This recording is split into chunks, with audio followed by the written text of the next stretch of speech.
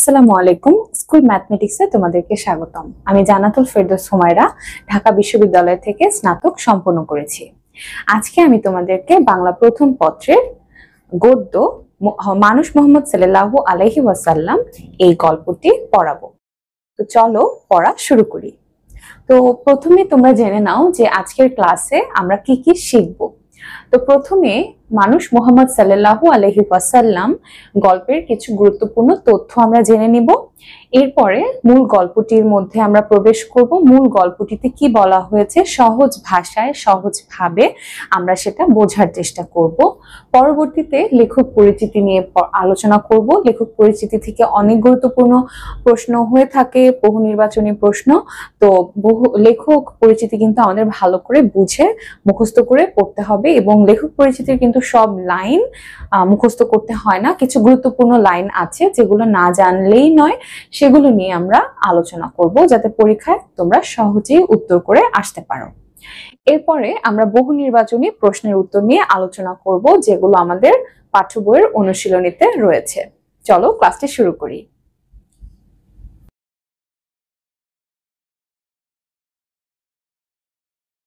কিছু গুরুত্বপূর্ণ তথ্য রয়েছে, দেখো। তো প্রথম তথ্যটা কি, মানুষ মোহাম্মদ সাল্লাল্লাহু আলাইহি ওয়াসাল্লাম গল্পটি লিখেছেন মোহাম্মদ ওয়াজেদ আলী। তাহলে আমরা জানলাম যে আমাদের মানুষ মোহাম্মদ সাল্লাল্লাহু আলাইহি ওয়াসাল্লাম গল্পটি কে লিখেছেন, লেখক হচ্ছেন মোহাম্মদ ওয়াজেদ আলী। মোহাম্মদ ওয়াজেদ আলী। এরপরে দেখো যে মানুষ মোহাম্মদ সাল্লাল্লাহু আলাইহি ওয়াসাল্লাম প্রবন্ধটি মোহাম্মদ ওয়াজেদ আলী রচিত মরু ভাস্কর গ্রন্থ থেকে নেওয়া হয়েছে। এখন এটা কিন্তু খুবই ইম্পর্টেন্ট লাইন, প্রত্যেকটা গল্পেরই প্রত্যেকটা গদ্যেরই কোথা থেকে নেওয়া হয়েছে, কোন কাব্যগ্রন্থ বা কোন গ্রন্থ থেকে নেওয়া হয়েছে, এই লাইনগুলো কিন্তু খুবই ইম্পর্টেন্ট। তাহলে এই গল্পের জন্য এই লাইনটা ইম্পর্টেন্ট যে মানুষ মোহাম্মদ সাল্লাল্লাহু আলাইহি ওয়াসাল্লাম প্রবন্ধটি মোহাম্মদ ওয়াজেদ আলী রচিত মরু ভাস্কর গ্রন্থ থেকে কিন্তু নেওয়া হয়েছে। আমাদের এটা মুখস্থ রাখতে হবে। এটা বহু নির্বাচনীতে আসতে পারে, সৃজনশীলের কতে আসতে পারে। তাহলে মনে রাখবে যে মরু ভাস্কর গ্রন্থ থেকে কিন্তু নেওয়া হয়েছে।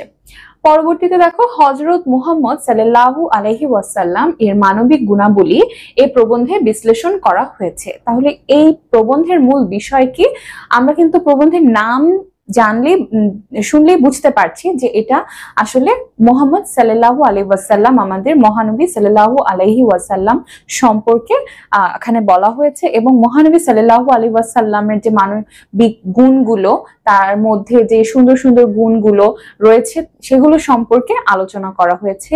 এবং এখানে অনেক কিছু কিন্তু শেখার আছে। মহানবী সাল্লাল্লাহু আলাইহি ওয়াসাল্লামের জীবন থেকে আমাদের অনেক কিছু শেখার আছে।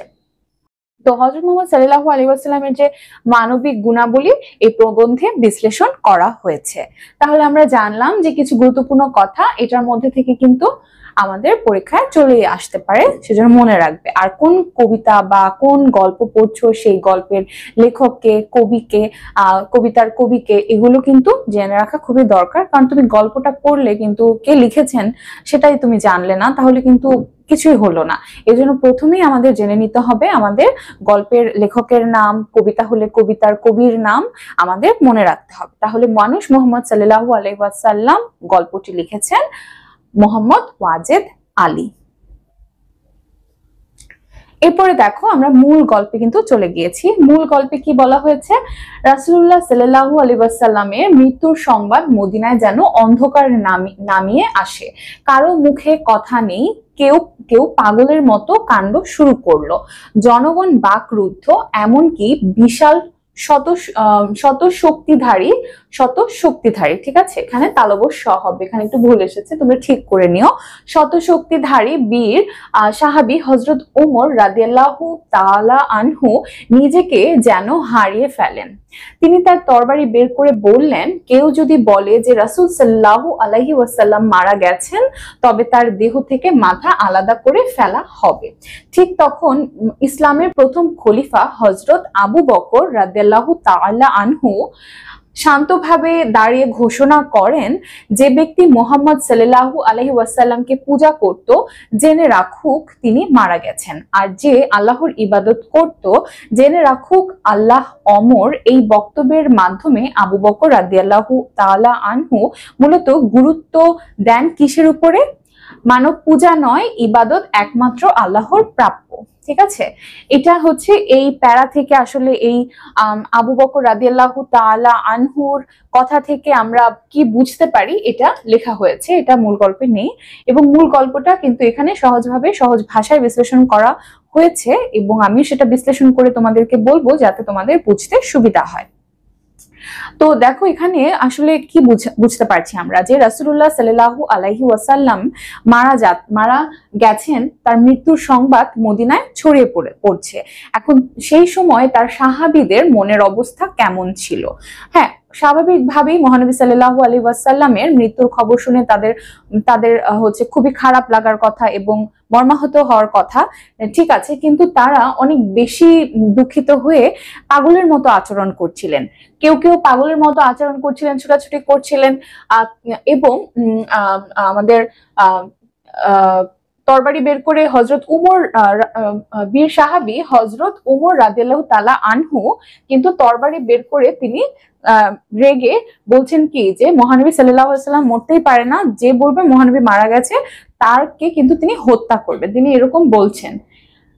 এর কথা শুনে কিন্তু আবু বকর রাদিয়াল্লাহু তাআলা আনহু বললেন যে এই যে দেখো এখানে তিনি বললেন কি, যে ব্যক্তি মহানবী সাল্লাল্লাহু আলাইহি ওয়াসাল্লামকে পূজা করত জেনে রাখুক তিনি মারা গেছেন, আর যে আল্লাহর ইবাদত করত জেনে রাখুক আল্লাহ অমর। আসলে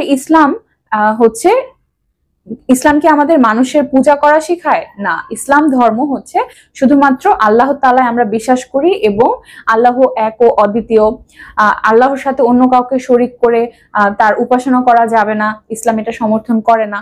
এখন মহানবী সাল্লাল্লাহু আলাইহি ওয়াসাল্লাম আল্লাহর পক্ষ থেকে মানুষকে হিদায়াত দেওয়ার জন্য, মানুষকে ইবাদত করা শেখানোর জন্য, আল্লাহ সম্পর্কে পরিচয় দেওয়ার জন্য তিনি এসেছেন। এখন তিনি আল্লাহ সম্পর্কে জানাতে আমাদের কাছে এসেছেন। এখন আমরা যদি তাকে পূজা করি, তাকে আল্লাহ ভেবে বা তাকে প্রধান ভেবে আমরা তাকে উপাসনা করি, তাহলে কি আমাদের নীতিটা কি ঠিক হলো? ইসলাম কি আমাদের এটা শেখালো? তাহলে ইসলামকে একদম অন্য পথে কিন্তু পরিচালিত করা হবে। ইসলাম আসলে এটা না, ইসলাম কি আল্লাহর একত্ববাদী বিশ্বাসী এবং আল্লাহ তাআলাকে উপাসনা করার জন্য আমাদেরকে বলে। তাহলে এখানে যদি আমরা রাসূল সাল্লাল্লাহু আলাইহি ওয়াসাল্লাম তো একজন মানুষ, সকল জীব কিন্তু মরণশীল, সকল জীব একদিন না একদিন ঠিকই মারা যাবে। তাহলে রাসূল সাল্লাল্লাহু আলাইহি ওয়াসাল্লাম মারা যাবেন, এটা তো চিরন্তন, এটা সত্য। তাহলে কেন সেটা শুনে আমরা এরকম কেন সাহাবীগণ এরকম করবেন? তো সেই জন্য কিন্তু আবু বকর রাদিয়াল্লাহু তাআলা আনহু বললেন যে আসলে যে হচ্ছে মহানবী সাল্লাল্লাহু আলাইহি ওয়াসাল্লাম যে মারা গেছেন, হচ্ছে এটা জেনে রাখুক যে মহানবী সাল্লাল্লাহু আলাইহি ওয়াসাল্লাম কে যারা পূজা করত তারা জেনে রাখুক যে মহানবী মারা গেছেন, আর যে আল্লাহ তাআলার ইবাদত করত জেনে রাখুক যে আল্লাহ অমর। তিনি বলছেন যে আসলে ইসলাম কি করে? মানব পূজাকে সমর্থন করে না। ইসলাম শুধুমাত্র একমাত্র আল্লাহ তাআলার ইবাদত করার আমাদেরকে শিক্ষা দেয়। তো এখান থেকে আমরা সেটাই বুঝলাম যে সাহাবী ওমর রাদিয়াল্লাহু তাআলা আনহু যে একদম ক্ষিপ্র হয়ে বলছেন যে মহানবী সাল্লাল্লাহু আলাইহি ওয়াসাল্লামের মৃত্যুর কথা যে বলবে তাকে তিনি হত্যা করবেন, আসলে জিনিসটা তিনি উত্তেজিত হয়ে রাগান্বিত হয়ে বলছেন। কিন্তু আমাদেরকে আবু বকর শিক্ষা দেন যে কি, যে মহানবী সাল্লাল্লাহু আলাইহি ওয়াসাল্লাম একজন মানুষ, তিনি অবশ্যই মৃত্যুবরণ করবেন, কিন্তু এটা নিয়ে আমাদের মর্মাহত হওয়া যাবে না। আমাদের তার জীবন থেকে শিক্ষা নিয়ে ইসলামকে জানতে হবে, ইসলামকে পালন করতে হবে। তাহলে এটাই বলা হচ্ছে যে মানব পূজা নয়। তিনি তার বক্তব্যের মাধ্যমে, হযরত আবু বকর রাদিয়াল্লাহু তাআলা আনহুর বক্তব্যের মাধ্যমে আমরা জানতে পারি মানব পূজা নয়, ইবাদত একমাত্র আল্লাহর প্রাপ্য। এরপরে দেখো মূল গল্পে, যারা রাসূলুল্লাহ সাল্লাল্লাহু আলাইহি ওয়াসাল্লামকে অত্যন্ত ভালোবাসতেন তার মৃত্যুর খবর শুনে ভেঙে পড়েছিলেন। কেউ কেউ হতভম্ব হয়ে গিয়েছিলেন, এমনকি সাহাবী হযরত উমর রাদিয়াল্লাহু তাআলা আনহু বলেছিলেন তিনি বিশ্বাসই করছেন না যে রাসূল সাল্লাল্লাহু আলাইহি ওয়াসাল্লাম মারা গেছেন। হযরত উমর রাদিয়াল্লাহু তাআলা আনহু বলছিলেন কি, যে তিনি বিশ্বাসই করছেন না যে রাসূল সাল্লাল্লাহু আলাইহি ওয়াসাল্লাম তাদের মাঝে নেই।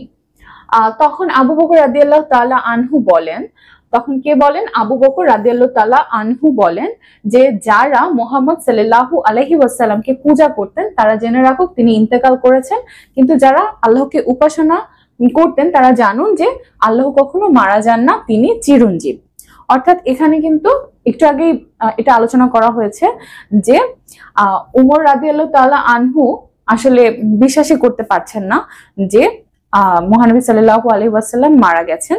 উমর রাদিয়াল্লাহু তাআলা আনহু কেন বিশ্বাস করতে পারছিলেন না? কারণ অবশ্যই তিনি মহানবী সাল্লাল্লাহু আলাইহি ওয়াসাল্লামকে অনেক বেশি ভালোবাসতেন, এবং আমরা দেখি যে যখন আমাদের প্রিয়জন মারা যায় আমরা প্রথম দিকে বিশ্বাসই করতে পারি না যে সে মারা গেছে, এটা আমরা মেনেই নিতে পারি না, কারণ সে আমাদের মাঝে আর থাকবে না, এগুলো আমরা ইমোশনাল হয়ে মেনে নিতে পারি না। তো সেটা থেকেই, সেই অন্তরের সেই দিক থেকেই কিন্তু উমর রাদিয়াল্লাহু তাআলা আনহু বিশ্বাসই করতে পারছিলেন না যে মহানবী আর তাদের মাঝে নেই। কিন্তু আমাদের আবু বকর রাদিয়াল্লাহু তাআলা আনহু কিন্তু এই কথার মাধ্যমে অনেক বড় একটা শিক্ষা আমাদেরকে দেন যে আসলে আল্লাহর উপাসনা আমাদের করতে হবে। মানুষ, মুহাম্মদ সাল্লাল্লাহু আলাইহি ওয়াসাল্লাম তো একজন মানুষ, তার উপাসনা করা যাবে না, তার শিক্ষা আমাদের গ্রহণ করতে হবে এবং তার শিক্ষা মেনে আল্লাহ তাআলার পথে আমরা যাতে পরিচালিত হই। এরপরে দেখো যে এই বাক্য কিন্তু আমাদের মনে করিয়ে দেয় প্রিয় মানুষকে হারানোর বেদনাদায়ক হলেও আমাদের ঈমান ও ইবাদত একমাত্র আল্লাহর জন্য, আল্লাহর জন্য হওয়া উচিত, যিনি কখনো মৃত্যুবরণ করেন না, যিনি চিরঞ্জীব। ইসলামের মৌলিক শিক্ষা হলো তাওহীদ, একমাত্র আল্লাহর উপাসনা। ইসলামের মৌলিক শিক্ষা হচ্ছে কিন্তু তাওহীদ, একমাত্র আল্লাহর উপাসনা। আল্লাহ ছাড়া অন্য কারো উপাসনা বা আল্লাহর সাথে সমকক্ষ শরীক করা কিন্তু যাবে না। এই কথা শুনে হযরত উমর ভেঙে পড়েন, তার মনে পড়ে যায় কুরআনের আয়াত, মুহাম্মদ কেবল একজন রাসূল, তার আগেও অনেক রাসূল মারা গেছেন। তাহলে হযরত আবু বকর রাদিয়াল্লাহু তাআলা আনহুর কথা শুনে কিন্তু হযরত উমর রাদিয়াল্লাহু তাআলা আনহু ভেঙে পড়েন, তার মন খারাপ হয়ে যায়। তখন তিনি মনে করতে থাকেন যে কুরআনের আয়াতে বলা হয়েছিল কি, মুহাম্মদ কেবল একজন রাসূল, তার আগেও অনেক রাসূল মারা গেছেন, মানে মুহাম্মদ সাল্লাল্লাহু আলাইহি ওয়াসাল্লাম একজন মানুষ এবং তিনি রাসূল, অনেক রাসূলও মারা গেছে তার আগে, এবং মহানবী সাল্লাল্লাহু আলাইহি ওয়াসাল্লামও প্রকৃতি নির্ধারিত নিয়মে বা আল্লাহ তাআলার ইচ্ছায় মারা যাবেন, এটাই হচ্ছে স্বাভাবিক কথা। এরপরে কি দেখো যে হযরত মুহাম্মদ সাল্লাল্লাহু আলাইহি ওয়াসাল্লাম ছিলেন একজন মানুষ, দুঃখ কষ্টে জন্ম নেওয়া, ত্যাগ তিতিক্ষায় গড়া, তার বেশ কিছু গুণাবলী আমরা এই প্রবন্ধে কিন্তু দেখতে পাই। কি কি তার গুণাবলী রয়েছে দেখো? বিশ্বস্ত, মানে তিনি হচ্ছে আল আমিন। আল আমিন শব্দের অর্থ বিশ্বস্ত। তারপর হচ্ছে প্রিয়ভাষী, সত্যবাদী, রূপে গুণে অতুলনীয়, অত্যাচারিত হয়েও তিনি কিন্তু ক্ষমাকারী। তাহলে আমরা যখন সৃজনশীল লিখবো তখন কিন্তু মহানবী সাল্লাল্লাহু আলাইহি ওয়াসাল্লামের এই গুণগুলো আমাদের মাথায় রেখে তারপরে সৃজনশীল লিখলে আমরা খুব ভালো কিছু লিখতে পারবো আমাদের খাতায়। তাহলে আমরা মনে রাখবো যে মহানবী সাল্লাল্লাহু আলাইহি ওয়াসাল্লাম কিন্তু বিশ্বস্ত ছিলেন, তাকে সবাই কিন্তু বিশ্বাস করতেন, তাকে কাফিররা পর্যন্ত বিশ্বাস করতেন এবং তাদের গচ্ছিত ধন সম্পদ তার কাছে আমানত হিসেবে রেখে যেতেন। এই জন্য তাকে বলা হয় বিশ্বস্ত, যেটাকে আরবিতে বলে আল আমিন। তারপর হচ্ছে প্রিয়ভাষী, তারপরে কি যে তিনি সত্যবাদী, তিনি কখনো মিথ্যা কথা বলতেন না, তিনি হচ্ছে সত্যবাদী ছিলেন, রূপে গুণে অতুলনীয়, অত্যাচারিত হয়েও ক্ষমাকারী। তাকে কিন্তু যারা হচ্ছে মূর্তি বা প্রকৃতি পূজারী তারা কিন্তু তাকে অনেক অত্যাচার করেছে। ইসলাম ধর্মের দাওয়াত তিনি দিচ্ছিলেন দেখে তারা তাদের মহানবী সাল্লাল্লাহু আলাইহি ওয়াসাল্লামকে অনেক অত্যাচার করেছে, কিন্তু মহানবী সাল্লাল্লাহু আলাইহি ওয়াসাল্লাম তাও এই অত্যাচারীদেরকে তিনি যে আবার প্রতিশোধ নিয়েছেন সেটা কিন্তু তার চরিত্রে আমরা দেখতে পাই না। তিনি তাদেরকে ক্ষমা করে দিয়েছেন, এত অত্যাচার সহ্য করার পরেও কিন্তু মহানবী তাদেরকে ক্ষমা করে দিয়েছেন। তাহলে এই গুণগুলো আমাদেরকে মাথায় রাখতে হবে। এরপরে দেখো যে প্রবন্ধে উম্মে মাবাদের বর্ণনা থেকে আমরা জানতে পারি তিনি ছিলেন খুবই সুন্দর, আকর্ষণীয় এক পুরুষ। আচ্ছা, এখানে কিন্তু তিনি বলতে মহানবী সাল্লাল্লাহু আলাইহি ওয়াসাল্লামের কে বোঝানো হচ্ছে। মহানবী সাল্লাল্লাহু আলাইহি ওয়াসাল্লামের মানে কিরকম ছিলেন, তার মানে তার হচ্ছে কি বলে যে অবয়ব বা তিনি কেমন দেখতে কিরকম ছিলেন সেই বিষয়ে এখানে আলোচনা করা হচ্ছে। যে খুবই সুন্দর ও আকর্ষণীয় এক পুরুষ, তার মাথায় ছিল লম্বা ও ঘন কোকড়ানো চুল, মুখে ছিল এক অদ্ভুত দীপ্তি, অদ্ভুত দীপ্তি। তার চোখ দুটো বড় ও গভীর, যুক্ত ভ্রুগুলো যেন কাজল রেখার মতো, গলা ছিল লম্বা ও সুন্দর, আর তার চাহনি ছিল এমন মোহময় যে তা মনে দাগ কেটে যায়। তাহলে এখানে কিন্তু মহানবী সাল্লাল্লাহু আলাইহি ওয়াসাল্লাম কিরকম ছিলেন দেখতে সেই কথা বলা হচ্ছে যে তিনি খুবই সুন্দর এবং আকর্ষণীয় পুরুষ ছিলেন। তিনি খুবই সুন্দর ও আকর্ষণীয় এক পুরুষ ছিলেন। তার মাথায় ছিল লম্বা ঘন কোকড়ানো চুল, তার মাথায় ছিল লম্বা ঘন কোকড়ানো চুল। তারপরে হচ্ছে মুখে ছিল অদ্ভুত দীপ্তি, মানে মুখে একটা উজ্জ্বলতা, একটা বা আলোর মতো একটা সৌন্দর্য ছিল। তার চোখ দুটো বড় ও গভীর, যুক্ত ভ্রু ছিল তার যেন কাজল রেখার মতো, যুক্ত ভ্রুকে কাজল রেখার মতো কে রূপক হিসেবে বলা হচ্ছে। গলা ছিল লম্বা ও সুন্দর, আর তার চাহনি ছিল এমন মোহময় যে তা মনে দাগ কেটে যেত। তাহলে আমরা এখানে মহানবী সাল্লাল্লাহু আলাইহি ওয়াসাল্লাম দেখতে কেমন ছিলেন সেটার বর্ণনা পেলাম। এরপরে দেখো, তিনি খুব একটা কথা বলতেন না, কিন্তু তার নীরবতা ছিল ভারী গম্ভীর, আর তার কথা যেন ছিল মধুর সুরে ভরা। তার স্বভাব ছিল ভদ্র নম্র, উচ্চতায় না খুব লম্বা না খুব খাটো, আর গড়নে না খুব পাতলা না খুব মোটা, সবকিছুতেই ভারসাম্যপূর্ণ সৌন্দর্য। তার চোখে মুখে এক অপূর্ব উজ্জ্বলতা ছিল, শরীর জুড়ে পুরুষালী বল ও সৌন্দর্যের ছাপ স্পষ্ট ছিল। সত্যি হযরত ছিলেন এক অসাধারণ সুন্দর মানুষ। মানুষের চেহারায় যতটুকু সৌন্দর্য ও আকর্ষণ থাকা সম্ভব তার মাঝে তার সবটুকুই ছিল। এখানেও আমরা মহানবী সাল্লাল্লাহু আলাইহি ওয়াসাল্লামের কণ্ঠ, তারপর তার স্বভাব, তার অবয়ব আকৃতি কিরকম ছিল সেই সম্পর্কে আমরা কিন্তু জানতে পারলাম। খুবই সহজ ভাষায় লেখা আছে, মনে হয় না এখানে তোমাদের কোনো সমস্যা হবে। এখানে বলা হচ্ছে কি যে তিনি নম্র ভদ্র ছিলেন, উচ্চতায় না খুব লম্বা ছিলেন না খুব খাটো ছিলেন, তারপর তার গড়ন না খুব পাতলা না খুব মোটা, সবকিছুতে একটা ভারসাম্যপূর্ণ তার মধ্যে সৌন্দর্য ছিল। তার চোখে মুখে এক অপূর্ব উজ্জ্বলতা ছিল, শরীর জুড়ে পুরুষালী বল ও সৌন্দর্যের ছাপ স্পষ্ট ছিল। সত্যি হযরত ছিলেন এক অসাধারণ সুন্দর মানুষ। মানুষের চেহারায় যতটুকু সৌন্দর্য থাকা ও আকর্ষণ থাকা সম্ভব তার মাঝে সবটুকুই কিন্তু ছিল। এরপর দেখো যে শত্রুর কঠিন নির্যাতনও তার মনকে কখনো সত্য থেকে ফিরিয়ে নিতে পারেননি। শত্রুরা তাকে যতই নির্যাতন করেছে তিনি কিন্তু সত্যে একদম অটল অবিচল ছিলেন। তিনি সত্যে ছিলেন পাহাড়ের মতো অটল আর বজ্রের মতো শক্ত। এখানে রূপক অর্থে পাহাড় এবং বজ্র কিন্তু এখানে আমাদেরকে বলা হয়েছে। কিন্তু মানুষের প্রতি তার মমতা ছিল খুবই কোমল। বারবার শত্রুরা তাকে কষ্ট দিয়েছে, আঘাত করেছে, এমনকি অনেক সময় তার শরীর থেকে রক্ত ঝরে পড়েছে, তবুও তিনি পাপী মানুষদের ভালোবেসেছেন, কখনো কাউকে অভিশাপ দেওয়ার কথা মনে আনেননি।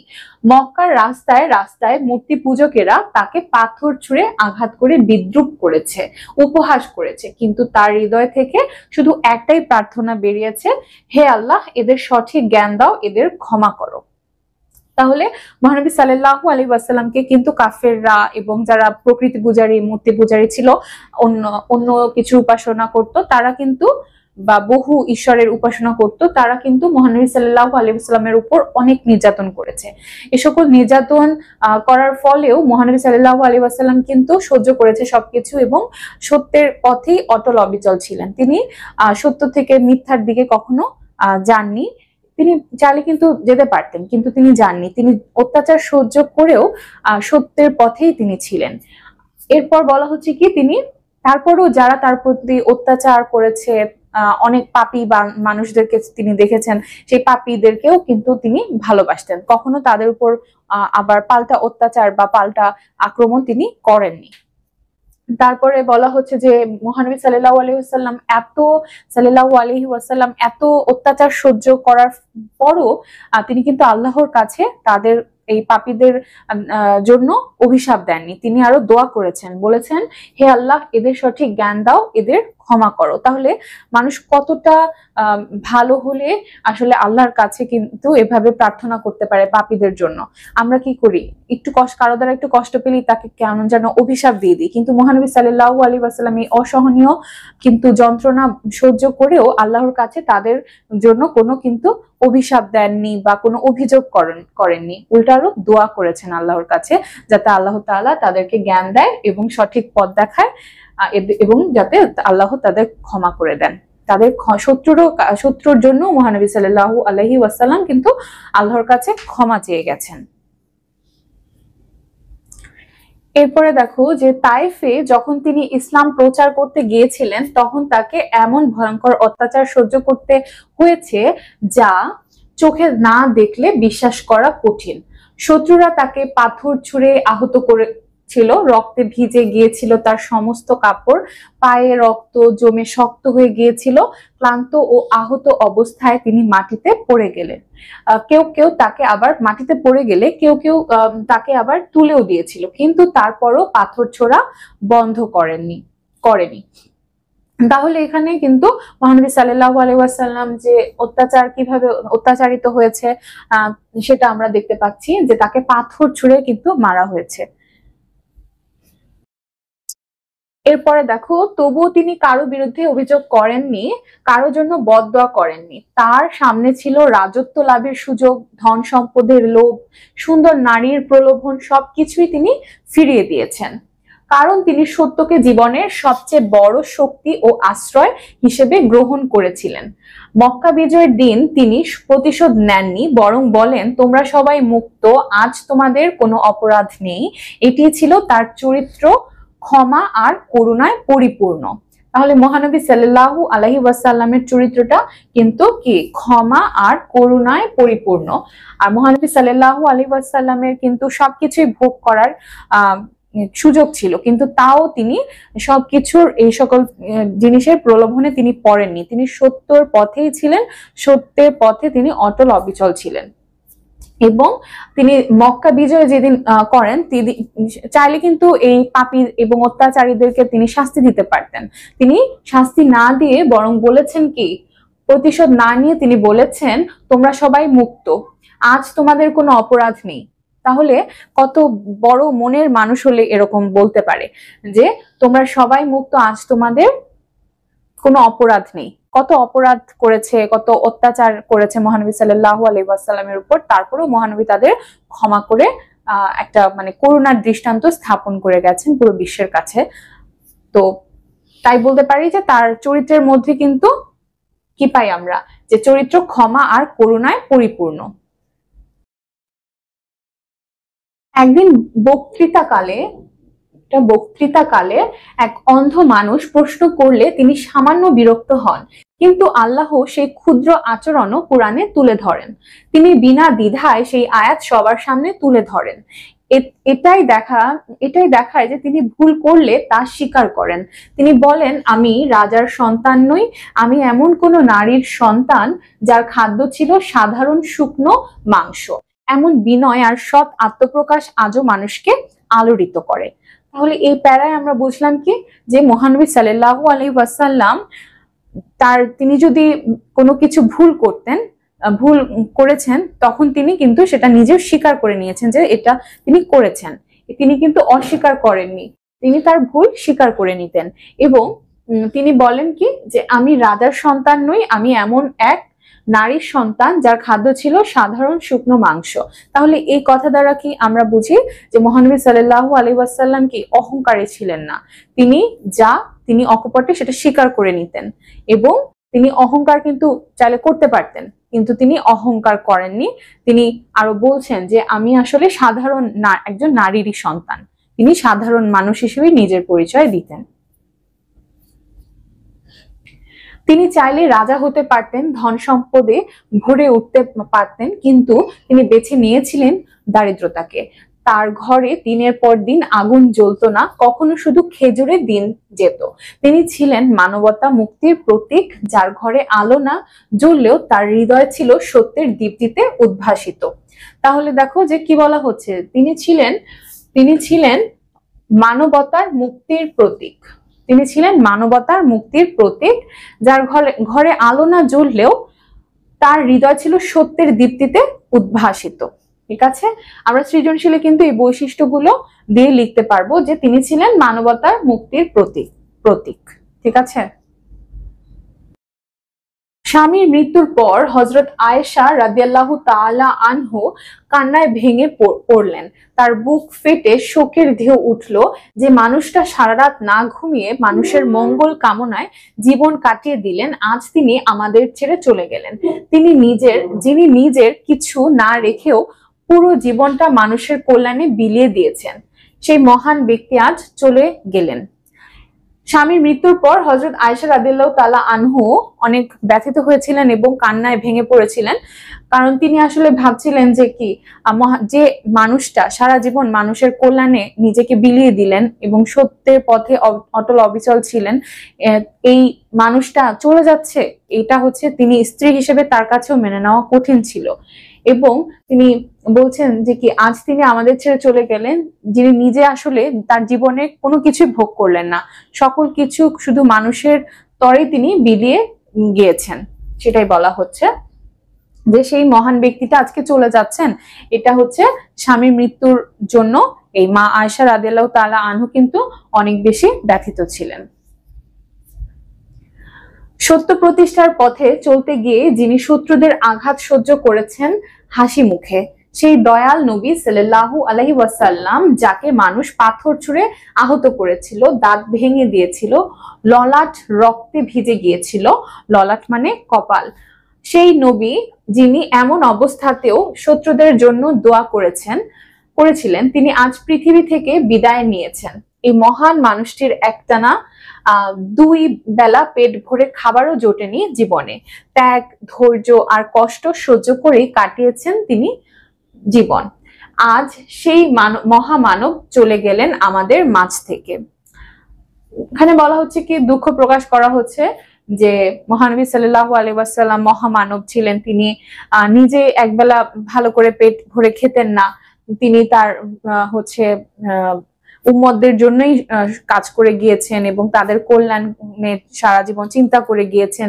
সেই মানুষটি চলে যাচ্ছে, সেই মানুষটি আজকে চলে গেল।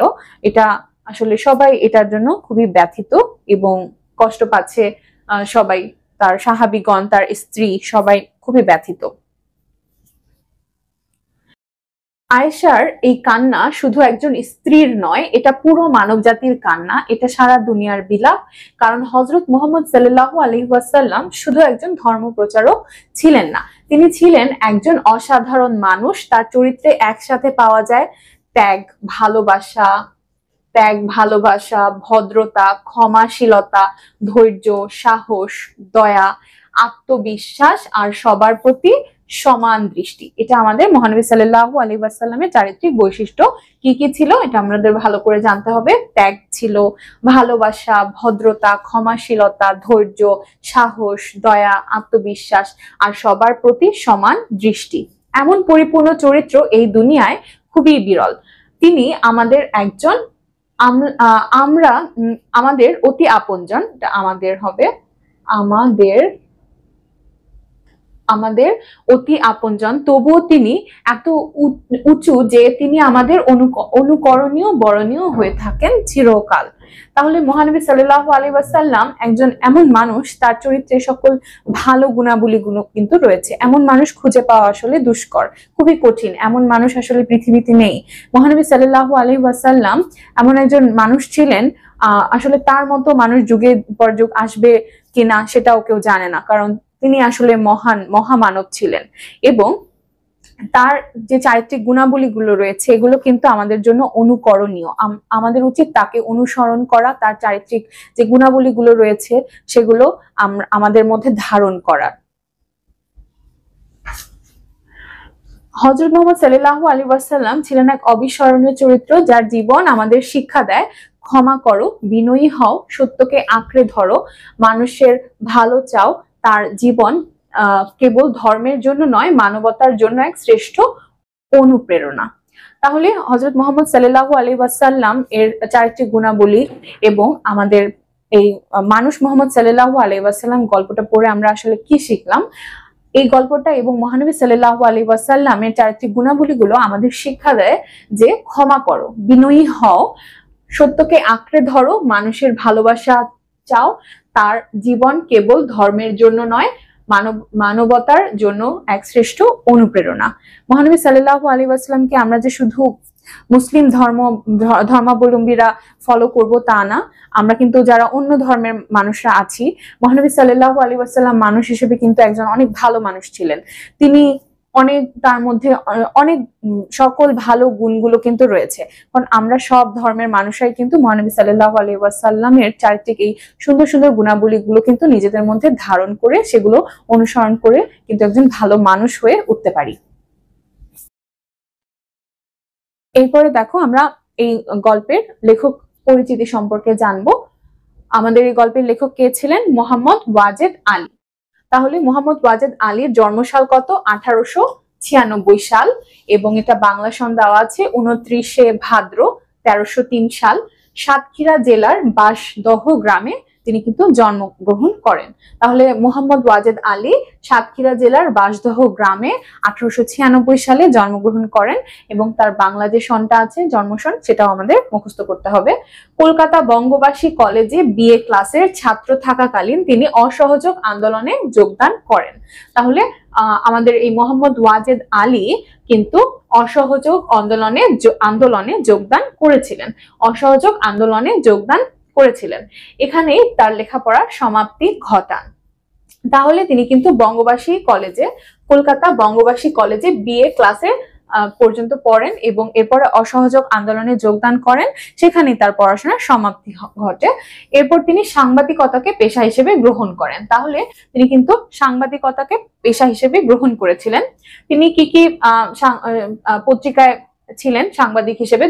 এখানে দেখি আমরা যে তিনি মাসিক মোহাম্মদী, দৈনিক মোহাম্মদী, দৈনিক সেবক, সাপ্তাহিক সওগাত, সাপ্তাহিক খাদেম, ইংরেজি দি মুসলমান ইত্যাদি পত্রিকায় কর্মরত ছিলেন। তাহলে তিনি কিন্তু অনেকগুলো পত্রিকায় কাজ করেছেন।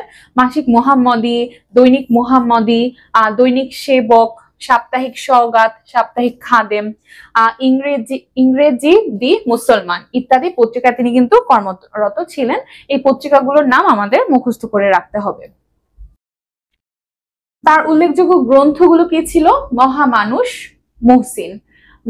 মুহসিন, মরুভাস্কর, সৈয়দ আহমদ, স্বর্ণা নন্দিনী, ছোটদের হযরত মুহাম্মদ ইত্যাদি হচ্ছে তার গ্রন্থ। তাহলে তার গ্রন্থগুলো কি কি?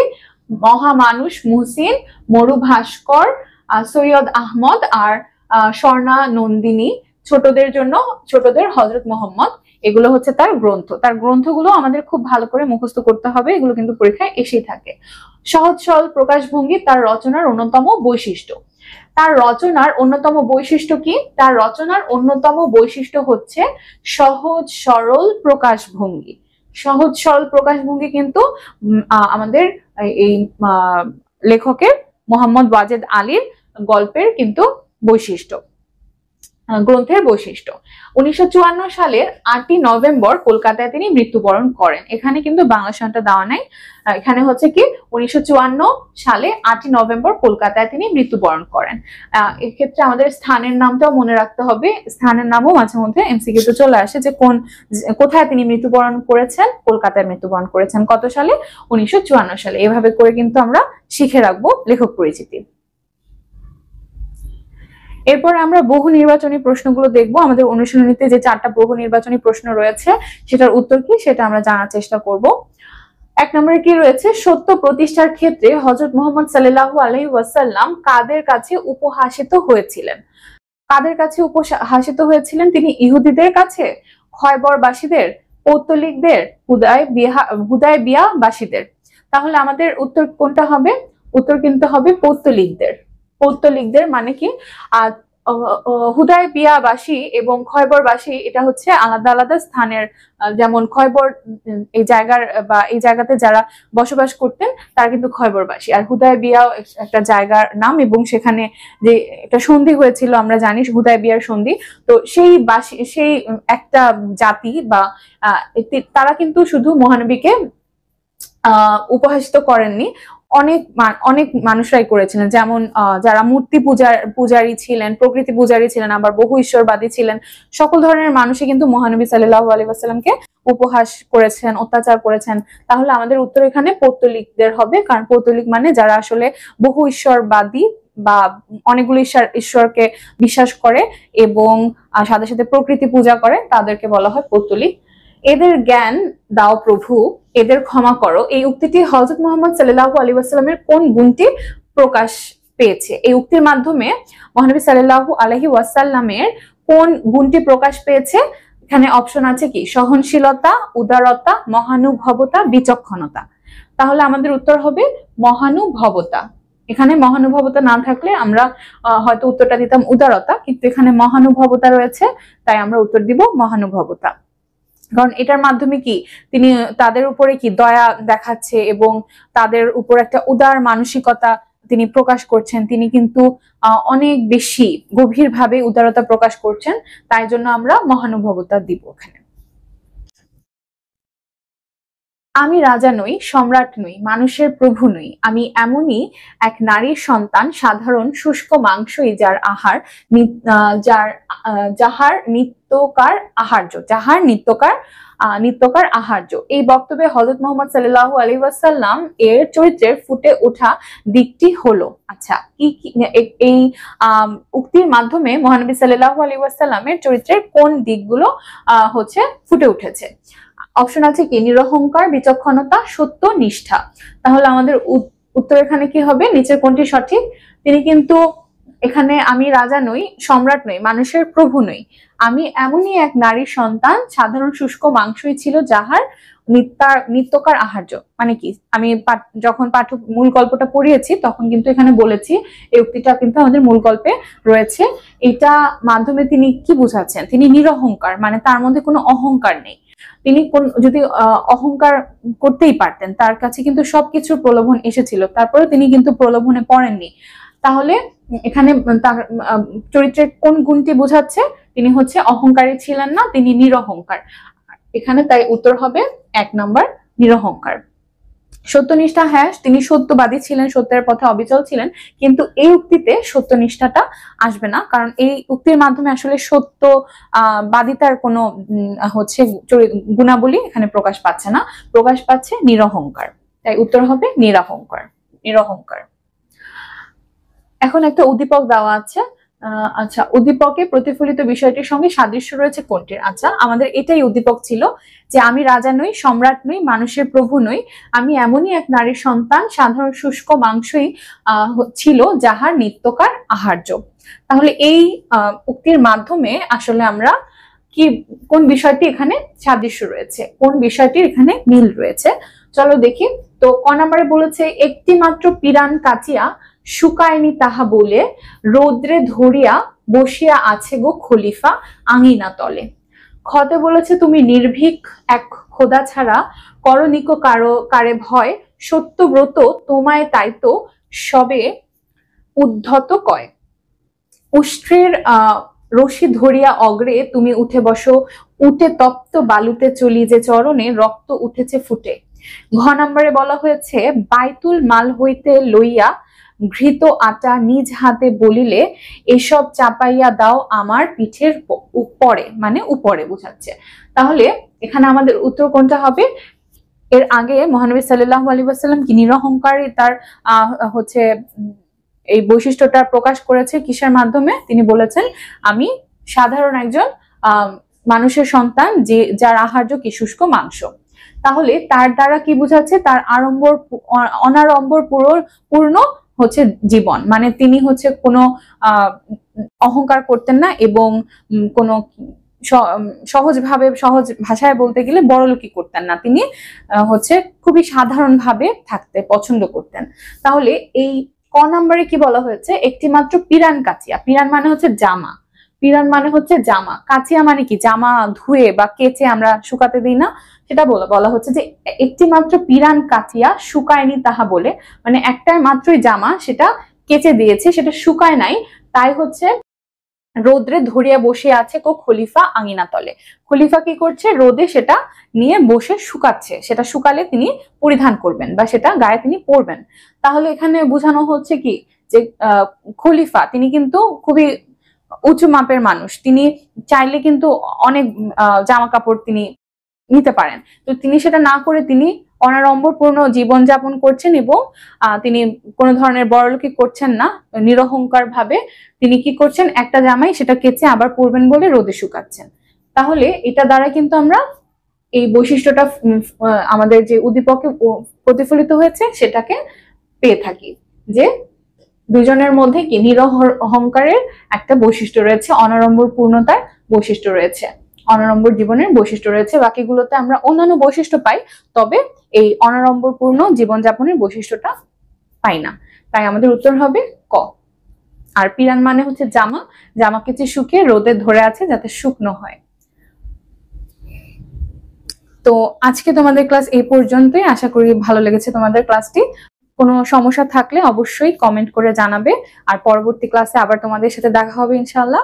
ততক্ষণ পর্যন্ত আল্লাহ হাফেজ।